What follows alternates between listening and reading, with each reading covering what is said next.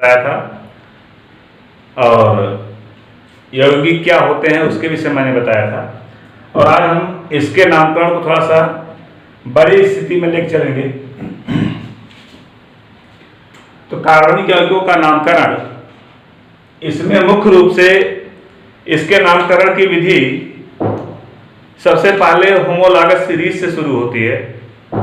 एक सीरीज होती है कार्बन श्रृंखला की, एक ऐसी सीरीज जो हाइड्रोजन के साथ संबद्ध हो, जिनमें दो क्रमागत सदस्यों के बीच सदा CH2 का अंतर हो।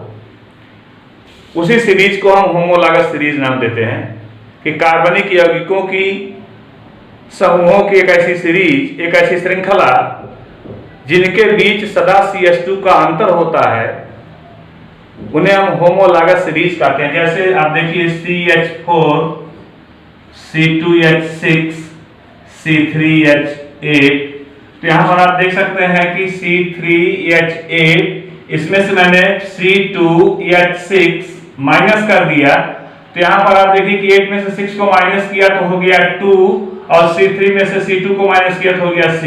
तो आप देख सकते हैं कि इसमें CH2 आया। फिर यहां दूसरा देख लीजिएगा C2H6 minus CH4 CH4 is equal to, यहां देखेंगे आप H2C। तो यहां पर भी ये दूसरा देख लीजिए कि दो क्रमागत सदस्य मेथेन, एथेन, प्रोपेन, इन क्रमागत सदस्यों के बीच दो क्रमागत सदस्य 1 2 3 इस तरह से 1 2 3 दो क्रमागत सदस्यों के बीच सदा CH2 का अंतर होता है। इसमें CH2 का अंतर होगा, वेरिएशन होगा, किसका? CH2 का वेरिएशन होता है। और जितने भी होमोलॉगस सीरीज के अलग अलग कंपाउंड दिए गए हैं, उनके अलग अलग फंक्शनल ग्रुप हैं। हर ग्रुप को अलग अलग प्रकार से व्यवस्थित किया गया है। तो हम कुछ ग्रुपों का अध्ययन आज बताते हैं अपने कादरी कोचिंग क्लासेस में। तो इस कादरी कोचिंग क्लासेस के माध्यम से हम आपको जानकारी देना चाहते हैं कि इसमें आप देखिए, सबसे पहले हम एल्केन ग्रुप के विषय में बताएंगे। एल्केन, ALKANE, स्पेलिंग पर विशेष ध्यान दीजिएगा। स्पेलिंग पर इसलिए ध्यान देना है, अगर ए को ई बना दिया तो एल्कीन हो जाएगा, इसलिए ध्यान देना आवश्यक है। एल्केन, इनका सिंपल फॉर्मूला होता है CnH2n+2। n जो है क्या है? What is n? n is the number of carbon molecule. n is the number of carbon molecule. यह n कार्बन अणुओं की संख्या है। n कार्बन अणुओं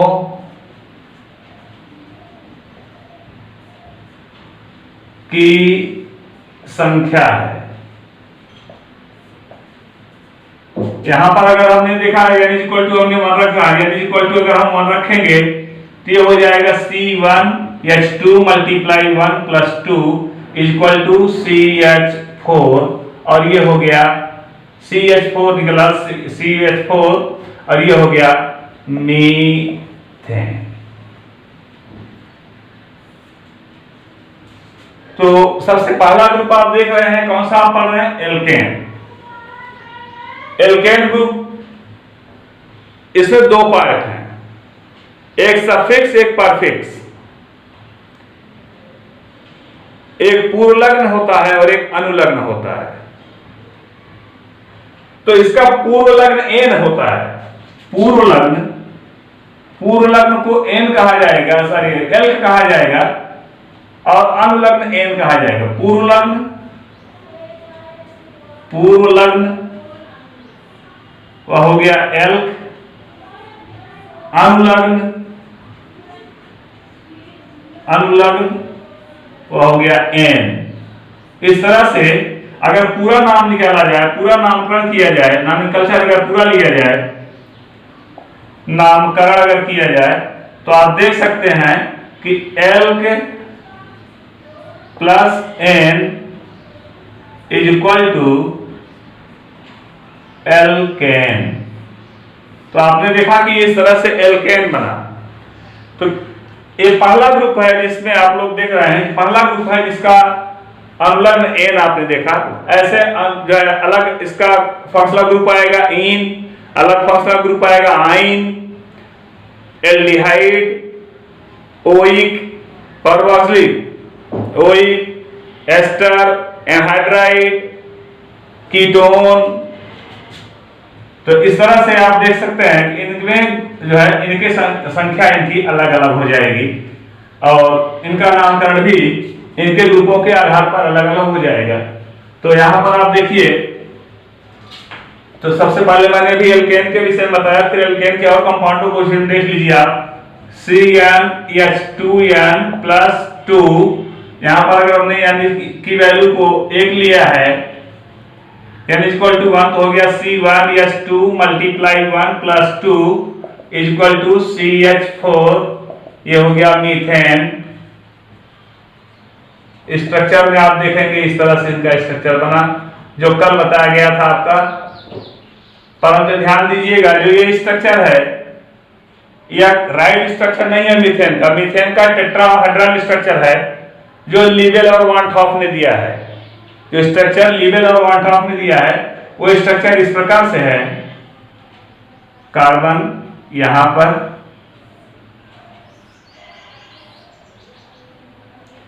यहां पर बॉन्ड एंगल हो गया 109 डिग्री 28 रेडियन का। हाइड्रोजन हाइड्रोजन हाइड्रोजन हाइड्रोजन ये जुड़े हुए होते हैं, ये जुड़े हुए होते हैं इस तरह से।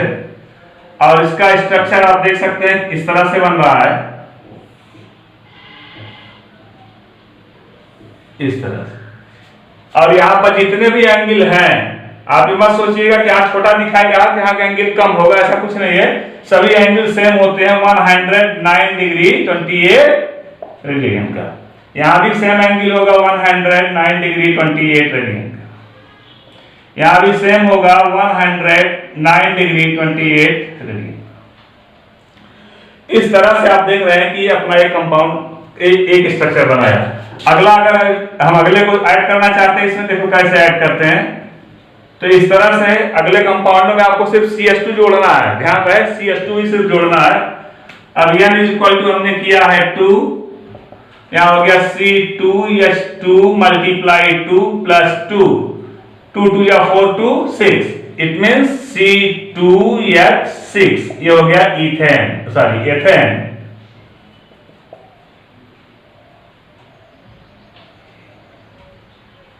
ये हो गया एथेन, ETHANE, इथेन।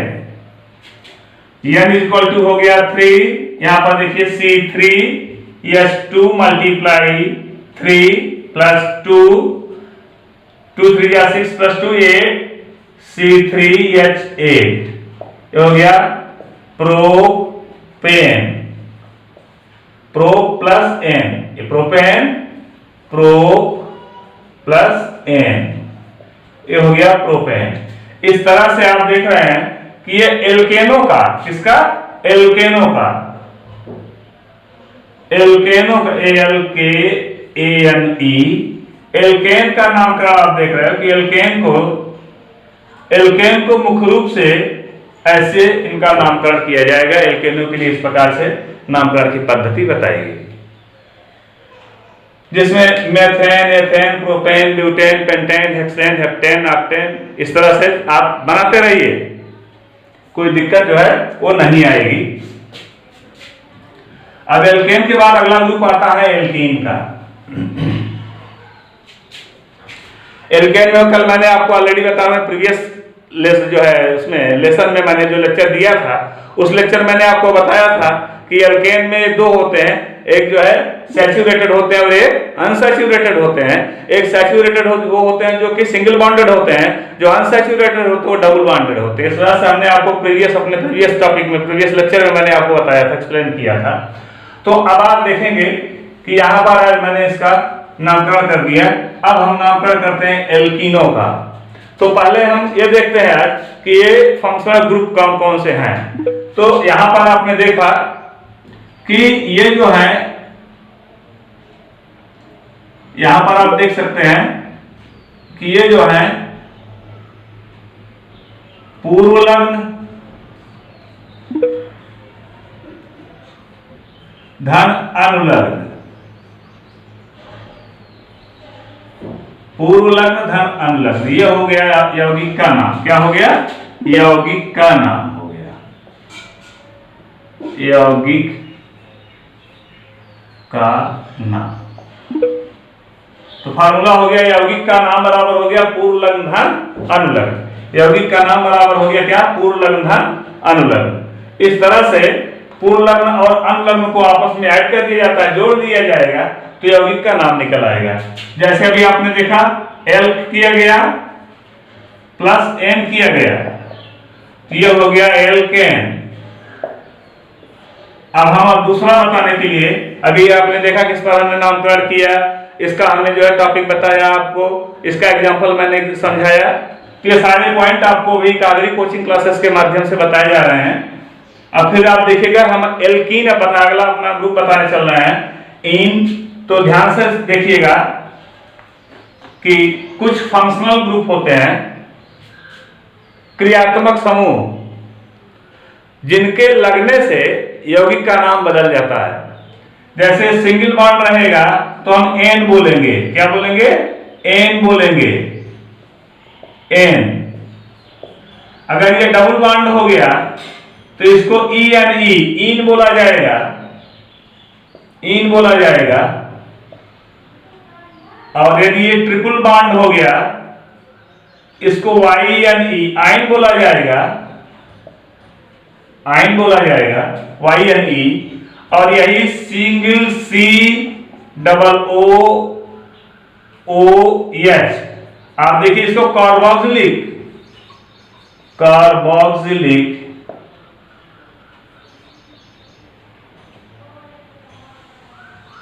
इसको कार्बोक्सिलिक कर रहे हैं हम, या फिर जो है इसको ओइक, ओ आई सी, ओइक बोला जाएगा, कार्बोक्सिलिक या ओइक बोला जाएगा।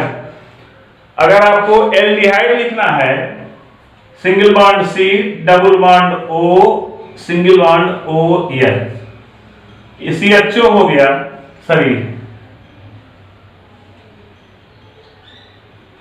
सी डबल बॉन्ड ओ और यहां पर हो गया H, CHO हो गया है, इसको हम CHO अल, अल को हम AL लिखते हैं, और एल्डिहाइड, अल और एल्डिहाइड,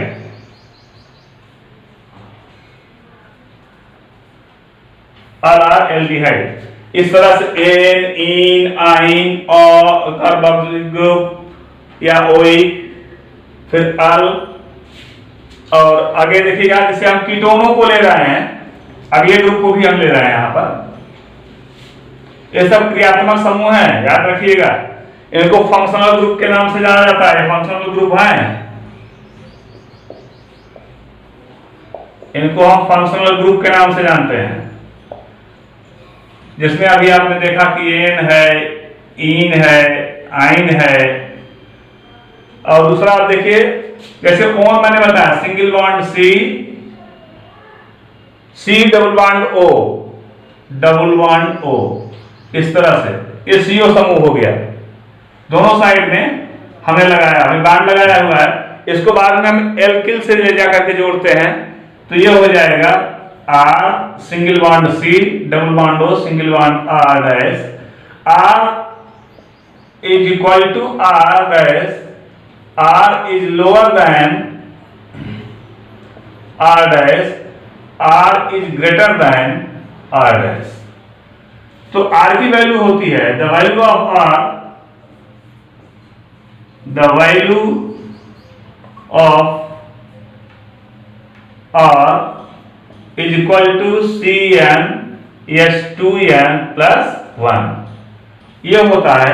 अगर यहां पर n की value n is equal to हम 1 रखते हैं, ये हो जाएगा C1 S2 मल्टीप्लाई 1 प्लस 1, ये हो जाएगा CH3। तो R को हम जो है CH3 भी लिख सकते हैं, C2H5 भी लिख सकते हैं, C3H7 भी लिख सकते हैं। तो हम n की वैल्यू को जिस प्रकार से फिक्स करेंगे उस प्रकार से ये नाम निकलता चला जाएगा। तो इसको कहेंगे मेथिल एथिल प्रोपिल। ऐसे methyl ethyl propyl butyl pentyl hexyl इस तरह से नाम आते चले जाएंगे, आरती वैल्यू निकलती चली जाएगी। तो आपने देखा कि यहां पर जो नामकरण किया जा रहा है, ये नामकरण इनके क्रियात्मक समूहों को आधार मान करके किया जा रहा है। अब आप देखिए,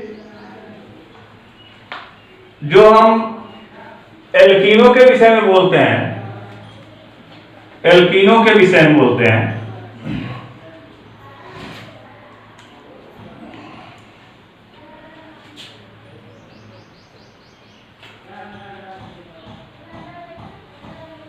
ये देखिएगा एल्कीनों के विषय में ALKENE इनका फंक्शन जो है एल्कीन, ये देखिए इनका फार्मूला होता है CnH2n। यदि हमने n की वैल्यू 1 फिक्स किया, ये हो जाएगा C1H2 मल्टीप्लाई 1, ये हो गया CH2।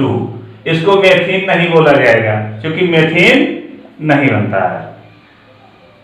और n की वैल्यू 2 लिया जाए तो यहां पर हो जाएगा C2H2 मल्टीप्लाई 2, ये हो गया C2H4। यहां पर देखिए 2 कार्बन हो गए और 2 हाइड्रोजन आपको लेने हैं। इस तरह से 2 हाइड्रोजन आपने ले लिया और यहां पर 2 बॉन्ड। हर कार्बन की 4 वैलेंसी होनी चाहिए, 4 valency in each carbon atom. 4 valency होनी चाहिए और प्रत्येक कार्बन की होनी चाहिए।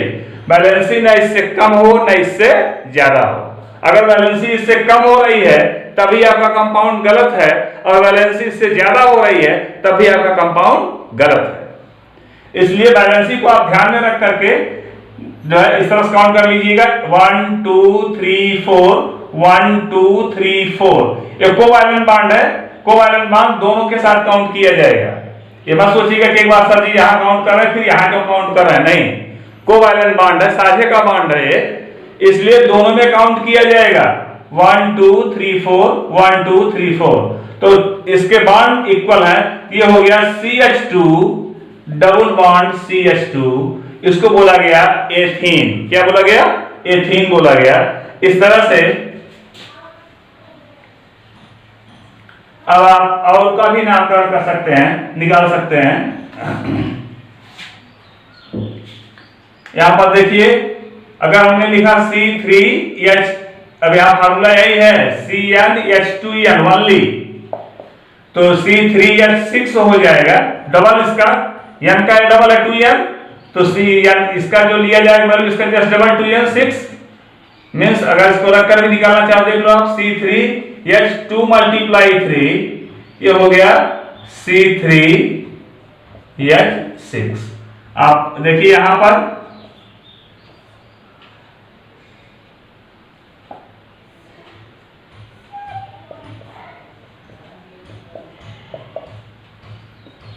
ध्यान दीजिएगा, आप सभी लोग ध्यान दीजिए इस पर। इसमें कौन सा कार्बन है जिसकी बैलेंसी कंप्लीट नहीं है? आप देखिए किसमें यह कार्बन है जिसका भी एक इलेक्ट्रॉन इस तरह से बचा हुआ है, यह कार्बन है जिसका एक इलेक्ट्रॉन अनशेयर्ड पेयर बचा हुआ है। तो यही दोनों इलेक्ट्रॉनों को फिर से शेयर पेयर करवा दिया जाता है, फिर से साझा करवा दिया जाता है, और ये हो जाएगा CH3 single bond CH double bond CH2, इसको बोलेंगे प्रोपीन। क्या बोलेंगे? प्रोपीन बोलेंगे। इस तरह से आप देख सकते हैं कि एल्कीनों में एथीन प्रोपीन ब्यूटीन इस तरह से एल्कीनों का नामकरण होता है। अब हम नामकरण करेंगे एल्काइनों का। देखिएगा आप लोग एल्काइनों का,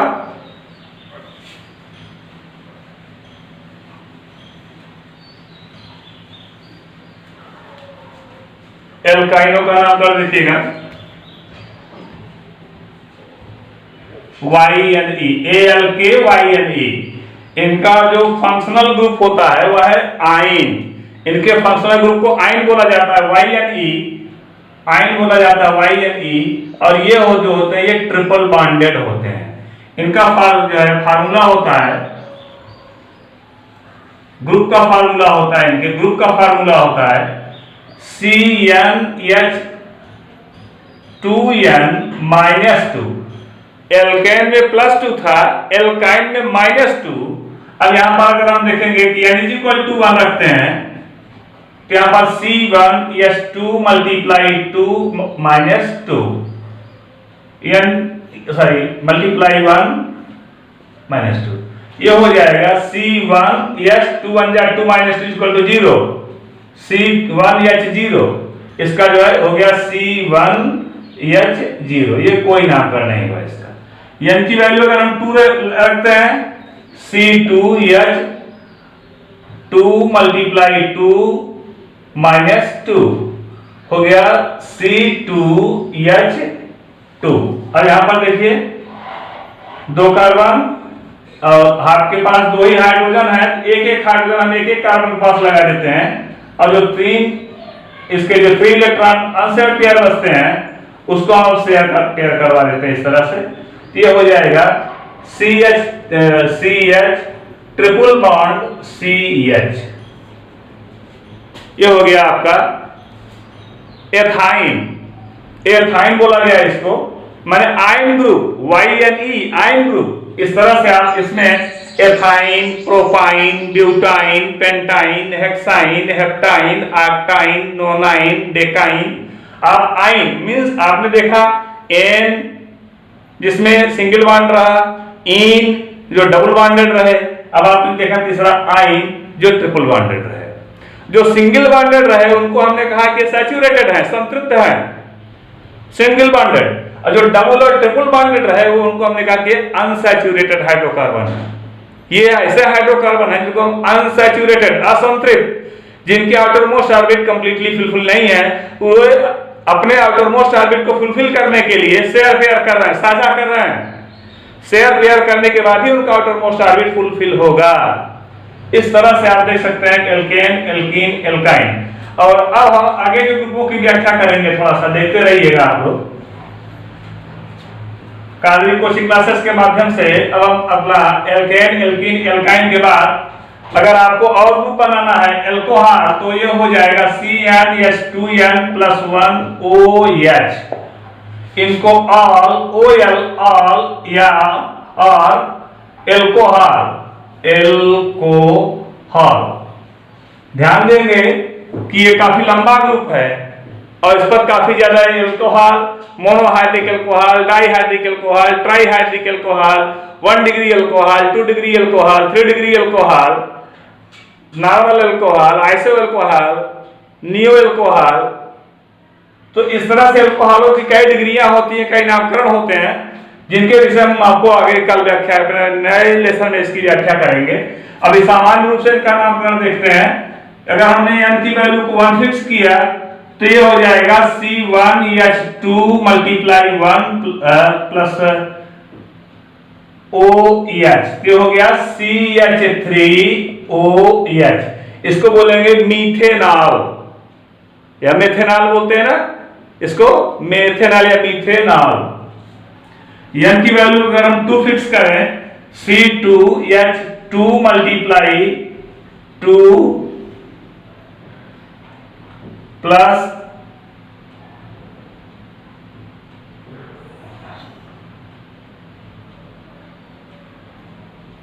one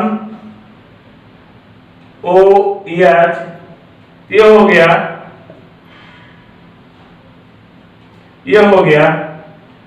2 2 4 1 5 C2H5OH ethanol CTH5OH। Structure आप देखिए इसका। अब स्ट्रक्चर इनका देखिए,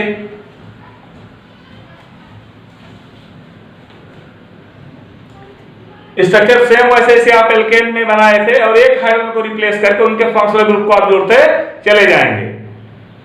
जैसे आपने बनाया था इसके पहले एल्केनों की ठीक संरचना से आपने बनाया था, ठीक वैसे ही संरचना इनकी बनेगी, लेकिन लास्ट के हाइड्रोजन को आप वहां पर से हटा करके वहां पर एक कोई फंक्शनल ग्रुप वहां पर जोड़ देंगे और अमीनो, ओइक, जो भी आपको जोड़ना हो वो ले जाकर के जोड़ दिया जाएगा।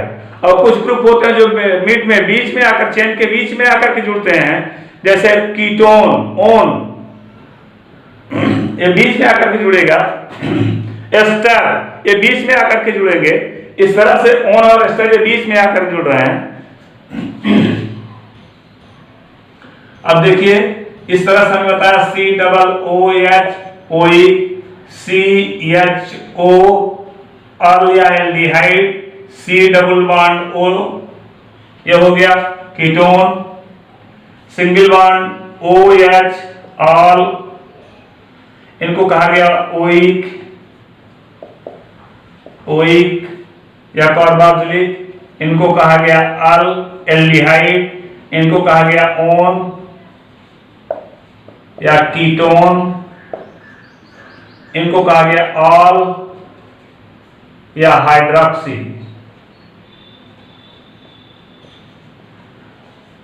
इस तरह से इनके ग्रुपों के अलग अलग नाम होते हैं।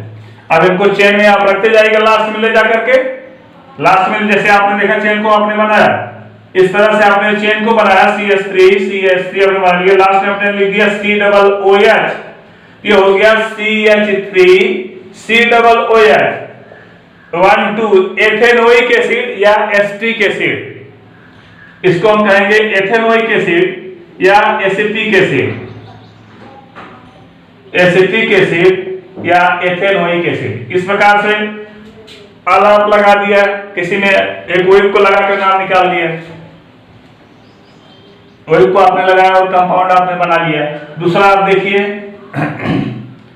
अगर आपने अल को लगाया तो ये हो गया CnH2n + 1 CHO, ये हो गया, यदि n की वैल्यू को 1 फिक्स किया गया तो हो गया CH3 CHO, तो ये हो गया CH3 CHO, तो ये हो गया 1 2 एथेनल, क्या हो गया एथेनल, एथेनल।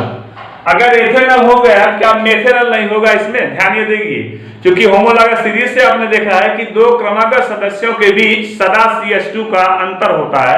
अगर इसमें से CH2 को माइनस कर दिया जाए, इस तरह से आप देखिए कि CH3OH अगर हमने CH2 को माइनस कर दिया तो यहां पर आप देखिए कि H जो है यहां पर C कैंसिल हो जाएगा और CH2 तो CH3OH रहा, सॉरी CH3 CHO रहा और यहां पर CH2 को हमने माइनस कर दिया तो हो गया HCHO, ये हो गया मीथेनल, क्या हो गया मेथेनल या फॉर्मल्डिहाइड, इसको सामान्य नामकरण के रूप में फॉर्मल्डिहाइड बोलते हैं या फिर जो है मेथेनल, फॉर्मल्डिहाइड या मेथेनल।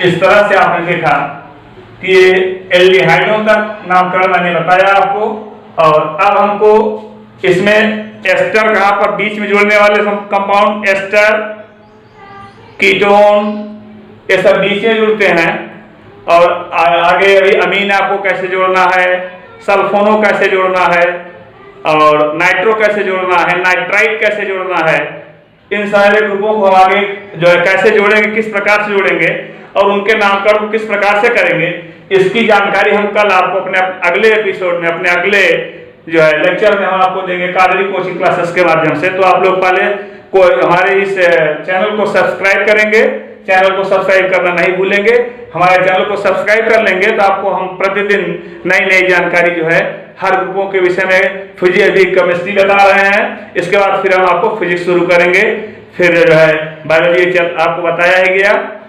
केमिस्ट्री बताया जा रहा है, इसके बाद फिजिक्स शुरू करेंगे, फिजिक्स बताया जाएगा, फिर हमारे जो एक्सपर्ट हैं वो आपको मैथमेटिक्स बताएंगे।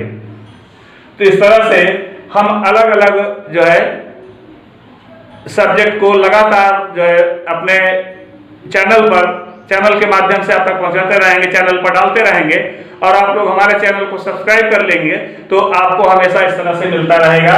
और हमारे चैनल का नाम है कादरी कोचिंग क्लासेस, तो प्लीज इसको सब्सक्राइब करना ना भूलिएगा।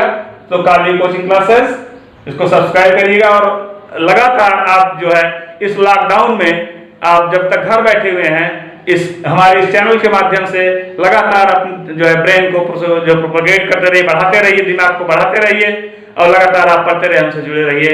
हमारा नेक्स्ट लेक्चर जो है वो कल दिया जाएगा। नेक्स्ट टॉपिक हमारा नेक्स्ट डे